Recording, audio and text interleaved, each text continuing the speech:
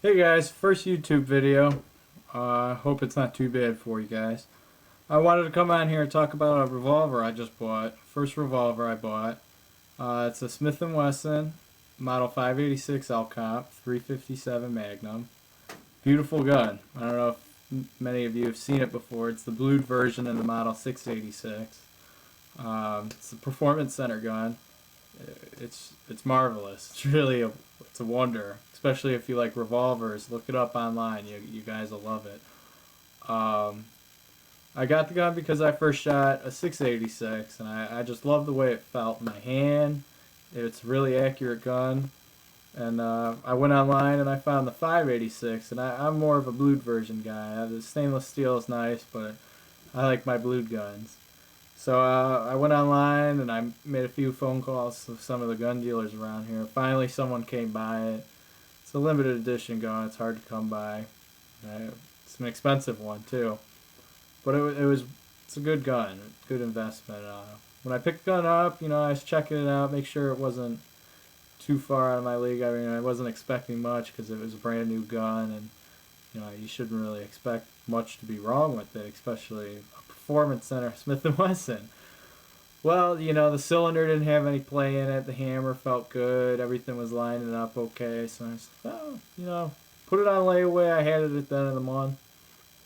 I wanted to go to the range. I didn't have time that day, and it benefited me not being able to go to the range. I got home that night. I was cleaning the gun down, getting the fingerprints off that blued finish. You guys, fingerprints on blued guns. It's just, what an eyesore. It really is. And I flipped the gun over, and I was looking where the extractor rod fits into the gun, right by the frame and the cylinder, right underneath the barrel. I saw this little line, so I kind of scrubbed at it. And it didn't come out. I shined a light on it. Son of a bitch, man. There's this crack going right through the gun, right through the frame. And I just couldn't believe it. It's needless to say, I was pissed. Especially that late at night, knowing you just paid that much money for a revolver. I mean, I paid over $1,000 for it. Expect something good for your money. I have a picture. It's on my cell phone, so sorry that it's kind of shitty looking, but you guys should be able to see the crack here. There's the crack. Nice crack, right? Here's where your extractor rod would be. Cylinder would be here. There's the start of the barrel. It goes down the gun. Here's where it would exit. Look at that crack. It's beautiful, huh? Now, I don't know if any of you have had problems with your gun like that before, or any kind of gun. I took it back to the gun dealer. They sent it back to Smith and Wesson free of charge, just because he was in disbelief about it. He said he's seen lighter alloyed guns, lighter alloyed frames crack that are brand new, but not on a steel gun.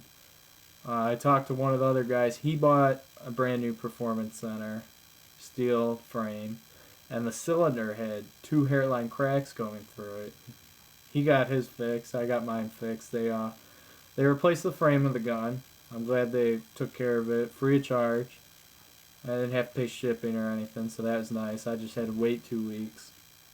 But that still pissed me off, and I imagine it would piss many people off. And I made phone calls to Smith and Wesson. I wrote them emails. They didn't really do shit. They kind of just wanted to cover it up. The one customer service guy I talked to actually had the nerve to kind of call me a liar and say that, oh, that's one of our Smith and Wesson Performance Center guns. We don't have problems with the Model 586. It's like, well, bullshit. But I'm glad to have the gun back.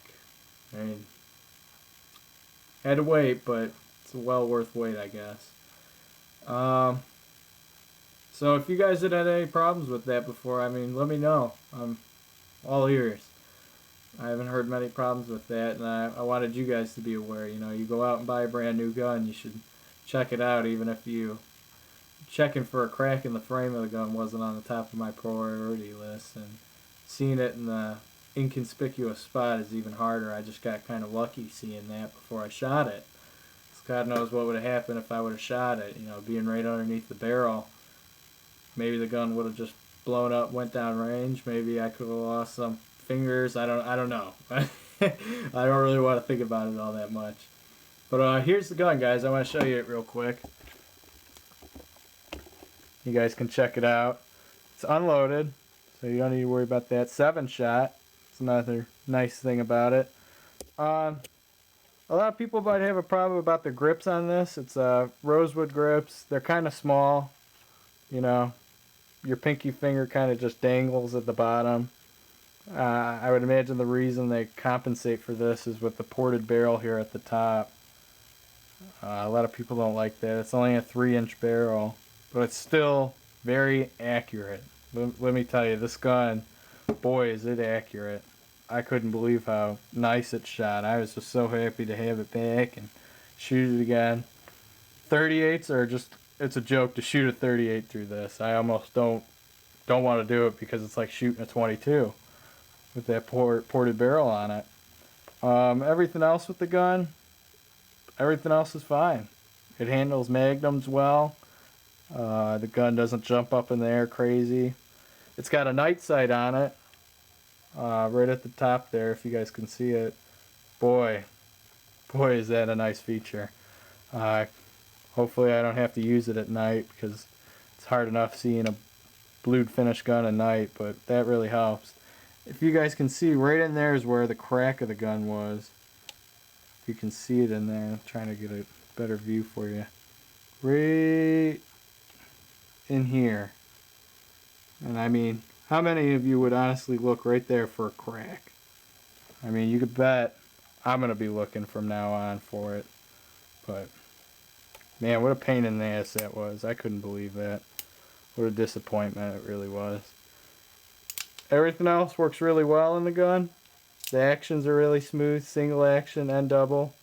I'm not going to dry fire it. It's bad for the gun as is, and I don't want to do any more harm to this than it could already have. But, yeah, let me know what you guys think. I don't know if any of you have had problems before like that. I thought it was kind of a freak accident, but, you know, oh well. Here's the test round from it. You guys can see.